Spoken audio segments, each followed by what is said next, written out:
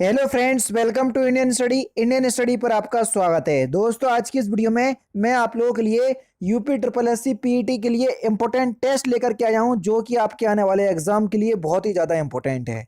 Video को and तक जरूर देखिएगा, क्योंकि लास्ट में मैं आपसे क्वेश्चन ही पूछूंगा और उसका आंसर आपको कमेंट बॉक्स में बताना होगा। साथ ही साथ इस वीडियो की पीडीएफ डिस्क्रिप्शन में टेलीग्राम चैनल का लिंक दिया हुआ है, वहां से आप प्राप्त भी कर सकते हैं। तो चलिए दोस्तों, स्टार्ट करते हैं और देख लेते हैं पहला क्वेश्चन। पहला क्वेश्चन सर आपके सामने, तुम मुझे खून दो मैं तुम्हें आजादी दूंगा, ये जो आपका नारा है किसने दिया था? सिंपल और इंपॉर्टेंट क्वेश्चंस।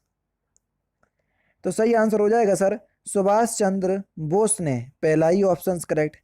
एक संघीय व्यवस्था और केंद्र में द्वैध शासन भारत में लागू किया गया था किस अधिनियम के द्वारा? तो सही आंसर हो जाएगा 1935 के अधिनियम के द्वारा। तीसरा ऑप्शन करेक्ट। भारत में मूर्ति पूजा कब शुरू हुई थी?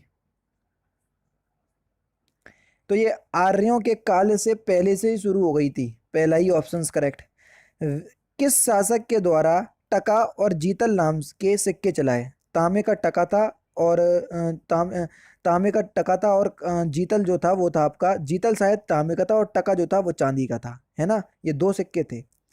तो सही आंसर हो जाएगा आपका इल्तुतमिश। तीसरा ऑप्शन करेक्ट। राज्य विधानसभा के सदस्यों की अधिकतम संख्या कितनी है? तो सही आंसर हो जाएगा आपका 500। पहला ही ऑप्शन करेक्ट। नेक्स्ट क्वेश्चन, केंद्र सरकार के अनुसार विदेश में फंसे लोगों को या भारतीयों को वापस लाने के लिए किस मिशन के तहत 7 से 13 मई 2020 के दौरान 64 उड़ानें संचालित की? ये फर्स्ट लॉकडाउन वाली कंडीशन की बात हो रही है। तो सही आंसर हो जाएगा वंदे भारत मिशन। दूसरा ऑप्शन करेक्ट। नेक्स्ट क्वेश्चन से आपका, कि हाल ही में किसने श्रम ब्यूरो के नए महानिदेशक के रूप में पदभार संभाला? तो सही आंसर हो जाएगा आपका डीपीएस नेगी। दूसरा ऑप्शन करेक्ट। सेबी के अध्यक्ष को कितने समय के लिए नियुक्त किया जाता है? तो सही आंसर हो जाएगा आपका, इसका कोई कार्यकाल तय नहीं है सर। चौथा ऑप्शन यहाँ पर आपका बिल्कुल क्या हो जाएगा सर, करेक्ट हो जाएगा। सेबी के जो अध्यक्ष होता है उनका जो कार्यकाल है वो कोई तय नहीं है, ठीक है। से बेसिकली देखा जाए तो सेबी के अध्यक्ष को 5 वर्ष में अधिक की सीमा के लिए या 65 वर्ष की आयु तक जो है वो अगले आदेश तक नियुक्त किया जाता है। बेसिकली देखा जाए तो 5 वर्ष या 65 वर्ष, जो भी पहले हो जाए, लेकिन इसकी जो सीमा है वो अगले आदेश तक, अर्थात सेबी के अध्यक्ष का जो कार्यकाल है वो तय नहीं है। बेसिकली 5 और 65 आपका ऑप्शंस में रहता है। अब आपका अधिकतम यहाँ पर दिया है, अधिकतम नहीं, 5 और 65 वर्ष, लेकिन अगले आदेश तक, जब तक इसको अगला आदेश दिया जाता है कि भैया तुम ही पद पर बने रहो या तुम हट जाओ, तो इसकी कोई सीमा तय नहीं है, ठीक है। चौथा ऑप्शन करेक्ट। युआन किस देश की मुद्रा है? Important question. तो सही आंसर हो जाएगा ये चीन की मुद्रा है। दूसरा ऑप्शन करेक्ट। तो युआन जो है वो किस देश की मुद्रा है सर? चाइना की। दूसरा ऑप्शन यहाँ पर आपका बिल्कुल करेक्ट। जमनालाल बजाज पुरस्कार निम्नलिखित में से किस क्षेत्र में नहीं दिया जाता है? तो सही आंसर हो जाएगा आपका राष्ट्रीय एकता। चौथा ऑप्शन करेक्ट। महात्मा गांधी के साथ, इसका मतलब क्या होगा सर? रचनात्मक कार्य, गांधी विचारधारा को बढ़ाने और ग्रामीण क्षेत्रों में विज्ञान और प्रौद्योगिकी के विकास, इन सभी क्षेत्रों में जमनालाल बजाज पुरस्कार दिया जाता है ना। महात्मा गांधी के साथ निम्न मुसलमानों में से किसने बाल गंगाधर तिलक की अर्थी उठाई थी? तो सही आंसर हो जाएगा आपका शौकत अली। पहला ऑप्शन करेक्ट। दक्षिण भारत की नदियां प्रमुख रूप से निम्नलिखित में से कौन सा अपवाह तंत्र रखती हैं? तो ये वृक्षनुमा अपवाह तंत्र रखती हैं। तीसरा ऑप्शन करेक्ट। फोटोग्राफी में उपयोगी तत्व कौन सा है? Important questions. तो ये सिल्वर ब्रोमाइड है सर। दूसरा ऑप्शन करेक्ट। पंचायतों को संवैधानिक दर्जा प्रदान किया गया, तो ये अनुच्छेद 343 के अंतर्गत किया गया। दूसरा ऑप्शन करेक्ट। बात का धनी होना मुहावरे का अर्थ क्या है? जल्दी बताइए। तो सही आंसर हो जाएगा आपका वादे का पक्का होना। दूसरा ऑप्शन करेक्ट। भारत की सबसे छोटी अंतर्राष्ट्रीय स्थल सीमा किस देश के साथ है? तो ये अफगानिस्तान देश के साथ है सबसे छोटी, और सबसे ज्यादा है आपका बांग्लादेश के साथ। हाल ही में किस राज्य सरकार ने आयुष कवच नामक मोबाइल एप्लीकेशन लॉन्च किया है, जिसे आयुष मंत्रालय द्वारा विकसित किया गया? तो सही आंसर हो जाएगा उत्तर प्रदेश। पहला ही ऑप्शन करेक्ट। भारतीय रिजर्व बैंक का लेखा वर्ष कब से कब तक होता है? तो सही आंसर हो जाएगा 1 जुलाई से 30 जून पे, तीसरा ऑप्शन करेक्ट। निम्नलिखित में से कौन सा एक खनिज उत्तर प्रदेश में नहीं पाया जाता है? तो सही आंसर हो जाएगा आपका, निम्नलिखित में से कौन सा खनिज उत्तर प्रदेश में नहीं पाया जाता है? अभ्रक।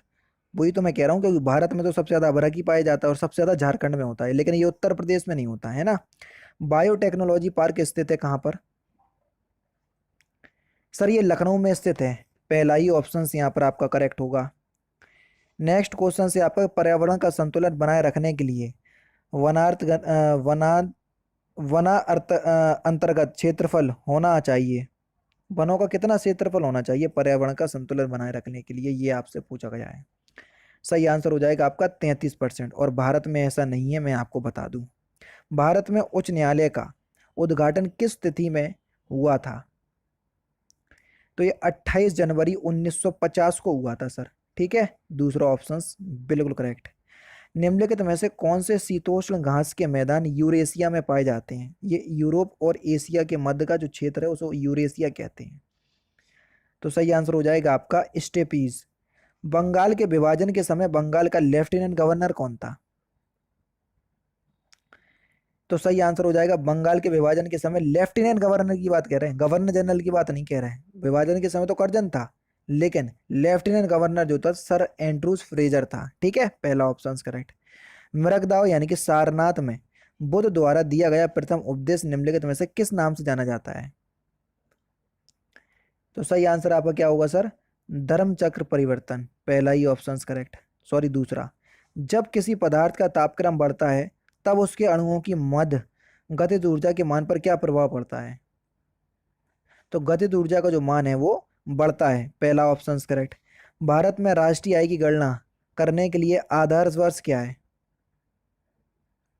तो सही आंसर हो जाएगा आपका 2011 से 2012, चौथा ऑप्शन करेक्ट। यमुना नदी के तट पर दीनपनाह शहर की स्थापना किसने की थी? तो किसने की थी? तो आपका जो सही आंसर हो जाएगा वह हो जाएगा हुमायूं, तीसरा ऑप्शन करेक्ट। संयुक्त राष्ट्र पर्यावरण कार्यक्रम ने अंतर्राष्ट्रीय सद्भावना दूत के रूप में किस अभिनेत्री का कार्यकाल 2 वर्ष और बढ़ा दिया? तो सही आंसर हो जाएगा दिया मिर्जा, पहला ही ऑप्शन करेक्ट। विश्व पर्यावरण दिवस 2020 की थीम निम्नलिखित में से क्या है? बेसिकली अब 2021 की पूछी जाएगी, जो कि अभी हाल ही जून में ही निकली है। तो सही आंसर आपका क्या हो जाएगा सर? जैव विविधता, दूसरा ऑप्शन करेक्ट। भारत का सबसे बड़ा संघ राज्य क्षेत्र कौन सा है? सबसे बड़ा, तो ये रह हो गया है भैया जम्मू कश्मीर, दूसरा ऑप्शन करेक्ट। निम्नलिखित में से कौन एक दक्षिण एशिया का सर्वाधिक नगरीयकृत देश है? तो सही आंसर हो जाएगा आपका पाकिस्तान। ये दक्षिण एशिया की बात हो रही है, पूरी एशिया को नहीं तोलना है ना, दक्षिण एशिया। भारत के एशिया संविधान में उल्लेखित मौलिक कर्तव्यों को ग्रहण किया गया है, तो कहाँ से किया गया था? विघटित सोवियत संघ के संविधान से, दूसरा ऑप्शन बिल्कुल करेक्ट हो जाएगा सर। चिर और चीर का अर्थ क्या होता है, जल्दी बताओ। चिर का अर्थ होता है आपका पुराना और चीर का अर्थ होता है कपड़ा, तो तीसरा ऑप्शन करेक्ट हो जाएगा।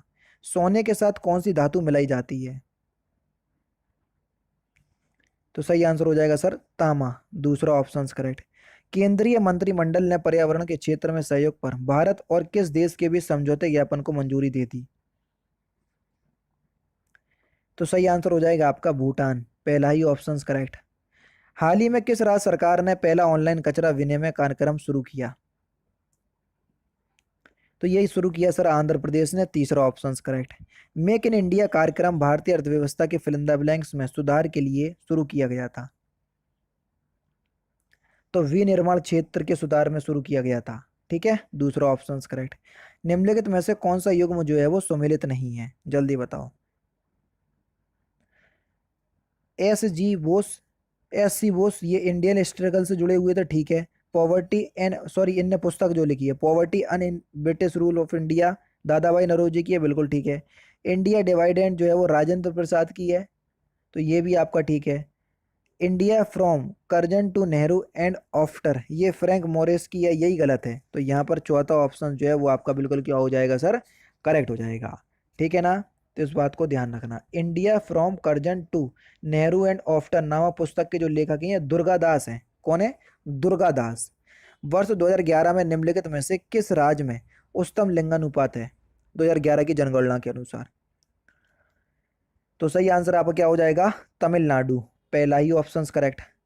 ऑप्शंस में केरल नहीं है, इसलिए ध्यान रखना है ना। वाष्पोर्जन में क्या होता है? तो वाष्पोर्जन में क्या होता है? तो सही आंसर हो जाएगा पत्तियों में पानी वाष्प के रूप में निकलती है। दूसरा ऑप्शन करेक्ट। निम्नलिखित में से कौन एक विश्व का विशालतम पारिस्थितिकी तंत्र है? तो सही आंसर हो जाएगा आपका समुद्र। पहला ही ऑप्शन करेक्ट। हरिशंकर वासुदेव का हाल ही में निधन हो गया, वह किस क्षेत्र से संबंधित थे? तो सही आंसर आपका क्या हो जाएगा? वह किस क्षेत्र से संबंधित थे? इतिहासकार थे वे। दूसरा ऑप्शन करेक्ट। मौलिक अधिकार।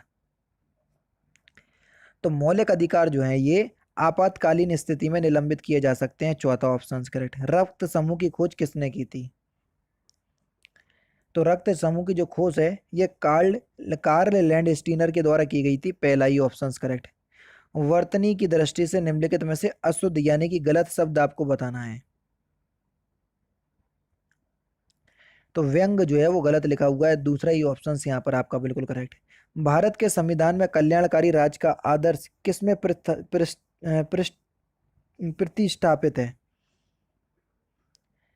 तो सही आंसर हो जाएगा आपका राज्य के नीति निर्देशक सिद्धांतों में। कल्याणकारी राज्य की उद्घोषणा डीपीएसपी ही करते हैं। दूसरा ऑप्शन करेक्ट। अनुच्छेद 36 से 51 तक है। हाल ही में किस राज्य के मुख्यमंत्री ने प्रशांत किशोर को अपना प्रधान सलाहकार नियुक्त किया? तो सही आंसर हो जाएगा पंजाब। कौन सा स्त्रीलिंग शब्द है? जल्दी बताओ। तो सही आंसर हो जाएगा आपका छाछ, एक स्त्रीलिंग शब्द है। सम्राट हर्ष ने अपनी राजधानी थानेश्वर से कहाँ स्थापित की थी? तो ये कन्नौज ले गया था। तीसरा ऑप्शन करेक्ट। Last question. निम्नलिखित में से किस देश ने अपने पहले आर्कटिक निगरानी उपग्रह को सफलतापूर्वक लॉन्च किया? तो इस क्वेश्चंस का आंसर आप मुझे कमेंट बॉक्स में बताएंगे। तो दोस्तों ये थे आपके लगभग 55 से 60 इंपॉर्टेंट क्वेश्चंस जो कि आपके आने वाले exam UP triple S C PET के लिए बहुत ही ज़्यादा इंपॉर्टेंट है।